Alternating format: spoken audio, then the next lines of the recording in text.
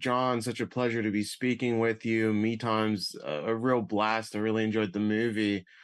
So I guess my first question, you and Kevin Hart both had writing credits on Night School. So what kind of working relationship did you have prior to this? Yeah, I mean, I met Kevin many years ago on a show called Undeclared, which Judd Apatow created. And I was directing some episodes, and Kevin was a guest star.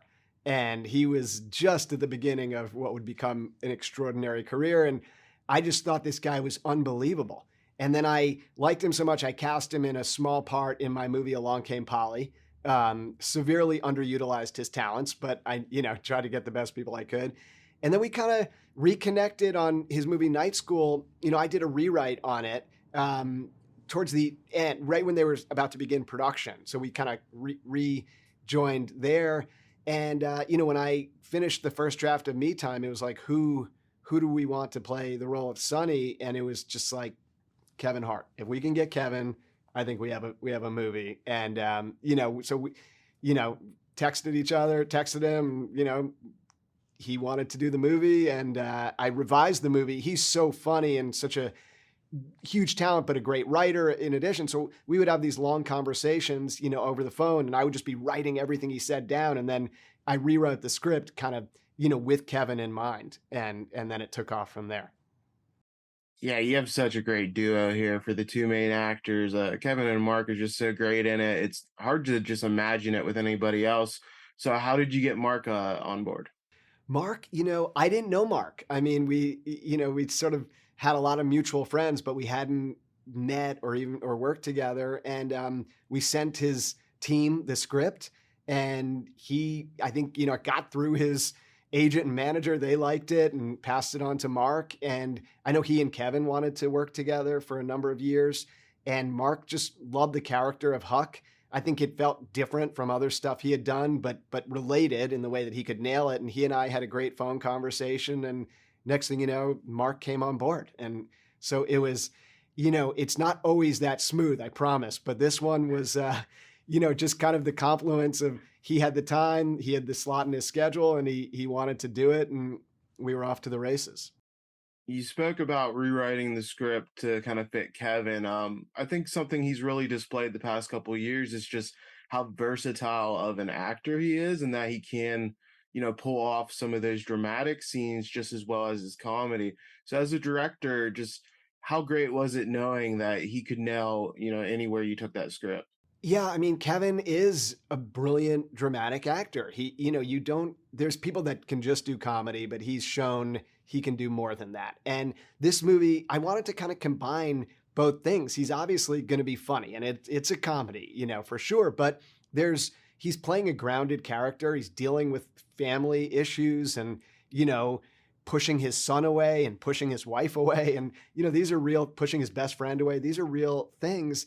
And I just wanted it to feel real. And Kevin has the ability to do that. So he's such a rare type of talent who is explosively funny, but can play grounded as well. Doesn't have to try too hard to be funny.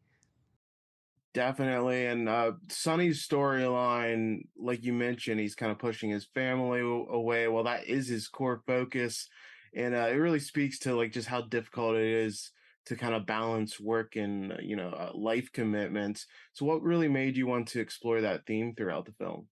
Yeah, I mean, I think for me, having a young kid wanting to work at a high level, but also be there for my family, I think I had those challenges along with, so I witnessed so many other people figuring it out and figuring out if you have a family and both people are working, or if you choose not to have a family and you still have issues with what kind of time you have, how are you going to balance everything? It's not just about being a parent. I think everybody can relate to that.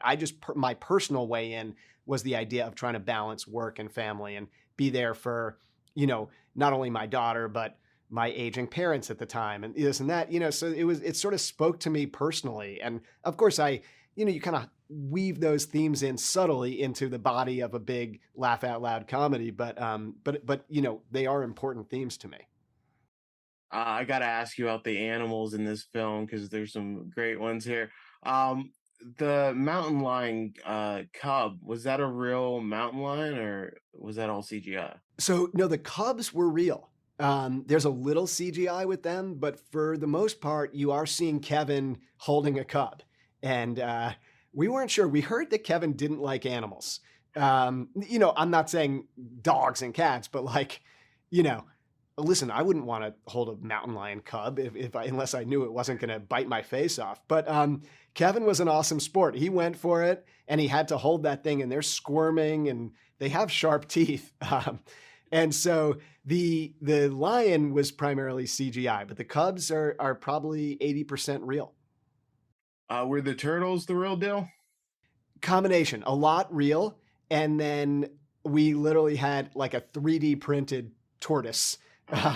That when Kevin's giving CPR to the tortoise, that's not real. I did not want him to get some kind of awful disease from kissing a tortoise. So that's a prop. But the rest of them were real. We had quite a few tortoises on the set, and none of them got run over by an actual Kia.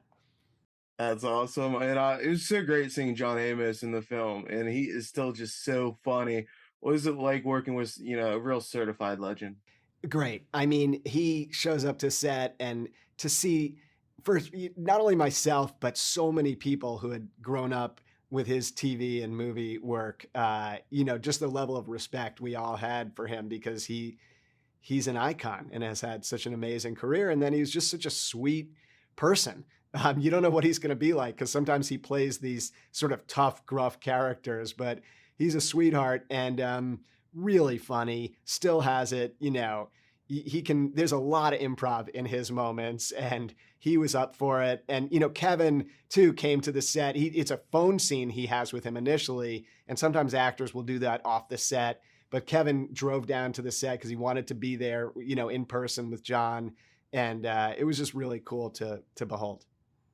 Awesome. And then my last question for you: we're just a few years away from Along Came Polly turning 20, which is just wild to me.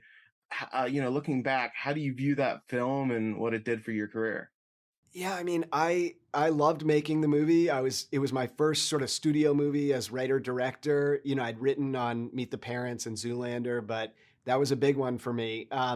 It came out like many comedies, didn't get good reviews, but we felt like it was we had something. So you kind of just have faith, and then it did really well at the box office around the world, and helped to kind of establish me, I would say, not just as a writer of these sort of mainstream comedies, but as a writer director. And so it did a lot for me, and it's been a lot of fun. You never know what projects are going to have staying power, but it's been fun to, over the years, to have people. It kind of seems, not everybody, but there's a group of people that the movie has kind of stayed with, and that's been really gratifying.